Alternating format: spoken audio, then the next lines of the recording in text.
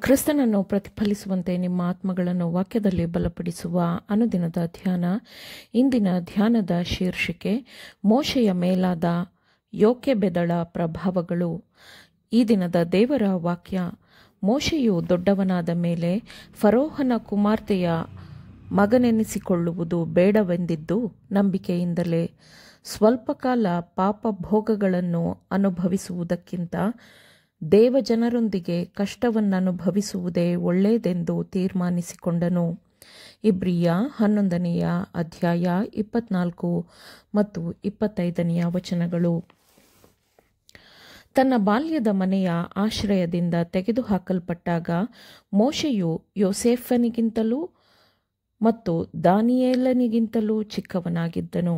ಆದರೆ ಅವರ ಜೀವನವನ್ನು ರೂಪಿಸಿದ ಅದೇ ಕಾರ್ಯಭಾರಿಗಳು ಮೋಶೆಯ ಜೀವನವನ್ನು ಈಗಾಗಲೇ ರೂಪಿಸಿದ್ದವು. ಅವನು ತನ್ನ ಇಬ್ರಿಯ ಸಂಬಂಧಿಕರೊಂದಿಗೆ ಕೇವಲ 12 ವರ್ಷಗಳನ್ನು ಕಳೆದನು. ಆದರೆ ಈ 12 ವರ್ಷಗಳಲ್ಲಿ ಅವನ ಶ್ರೇಷ್ಠತೆಯ ಅಡಿಪಾಯವನ್ನು ಹಾಕಲಾಯಿತು. ಅದು ಸಹ ಪ್ರಸಿದ್ಧಿಗೆ ಬಾರದ ಕೈಗಳಿಂದ ಆ ಅಡಿಪಾಯವನ್ನು ಹಾಕಲಾಯಿತು. ಯೋಕೆಬೆದಳು ದಾಸ್ಯದ ಮಹಿಳೆಯಾಗಿದ್ದಳು. ವಿನಮ್ರಳಾಗಿರುವುದು ಅವಳ ಜೀವನದ ಭಾಗವಾಗಿತ್ತು.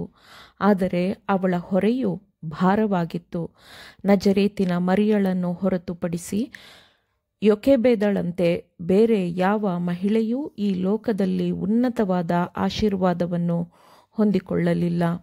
ಅತಿ ಶೀಘ್ರದಲ್ಲೇ ತನ್ನ ಮಗನು ತನ್ನ ಆರೈಕೆಯಿಂದ ಸತ್ಯದೇವರನ್ನರಿಯದ ಪಾಲನೆಯಡಿಗೆ ಹೋಗಬೇಕು ಎಂದು ತಿಳಿದಿದ್ದ ಅವಳು ಮೋಶೆಯ ಆತ್ಮವನ್ನು ಪರಲೋಕದೊಂದಿಗೆ ಬೆಸೆಯಬೇಕು ಎಂದು ಹೆಚ್ಚು ಶ್ರದ್ಧೆಯಿಂದ ಪ್ರಯತ್ನಿಸಿದಳು.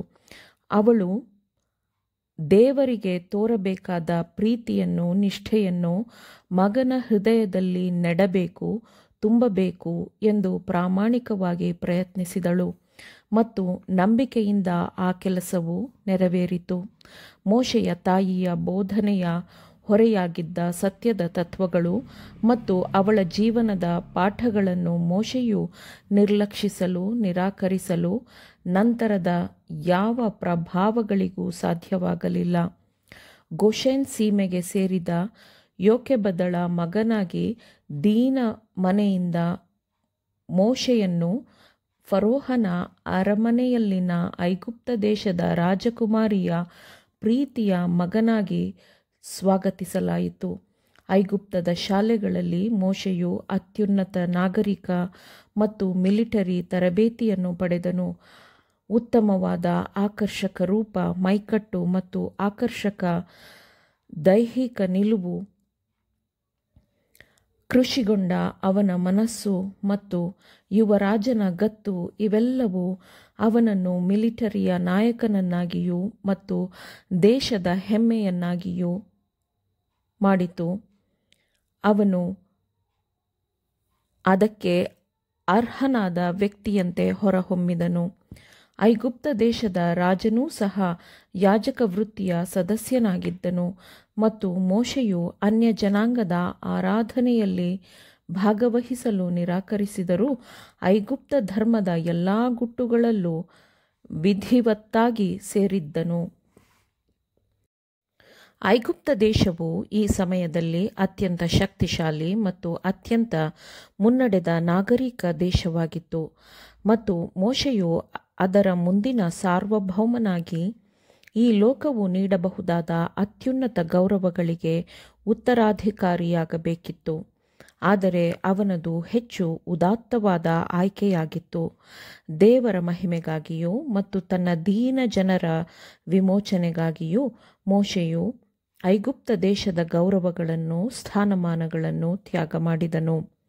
ನಂತರ ದೇವರು ವಿಶೇಷವಾಗಿ ಅವನಿಗೆ ತರಬೇತಿಯನ್ನು ಆರಂಭಿಸಿದನು. ದೈವಿಕ ಬಲದ ಮೇಲೆ ಅವಲಂಬಿಸಬೇಕು ಎಂಬ ಪಾಠವನ್ನು ಅವನು ಇನ್ನೂ ಕಲಿಯಬೇಕಿತ್ತು. ಮಿದ್ಯಾನ್ ಕಾಡುಗಳಲ್ಲಿ 40 ವರ್ಷಗಳು ಕುರುಬನಾಗಿ ಮೋಶೆ ಕಳೆದನು. ಕುರಿ ಮತ್ತು ಕುರಿಮರಿಗಳನ್ನು ಆರೈಕೆ ಮಾಡುವ ಮೂಲಕ ಅವನು ಇಸ್ರಾಯೇಲ್ ಜನಾಂಗಕ್ಕೆ ನಂಬಿಗಸ್ತನಾದ ದೀರ್ಘಶಾಂತಿಯ ಕುರುಬನಾಗುವ ಅನುಭವವನ್ನು ಹೊಂದಬೇಕಿತ್ತು. ಗಂಭೀರವಾದ ವೈಭವಪೂರ್ಣ ಪರ್ವತಗಳ ನಡುವೆ ಮೋಶೆಯು ದೇವರೊಂದಿಗೆ ಒಬ್ಬಂಟಿಯಾಗಿದ್ದನು. ಇಲ್ಲಿ ಅವನ ಸ್ವಾವಲಂಬನೆಯು ನಾಶವಾಯಿತು. ಐಗುಪ್ತ ದೇಶದ ಶ್ರೇಷ್ಠತೆಯು ಧೂಳಿನಲ್ಲಿದೆ, ಆದರೆ ಮೋಶೆಯ ಕೆಲಸವು ಎಂದಿಗೂ ನಶಿಸಿ ಹೋಗುವುದಿಲ್ಲ.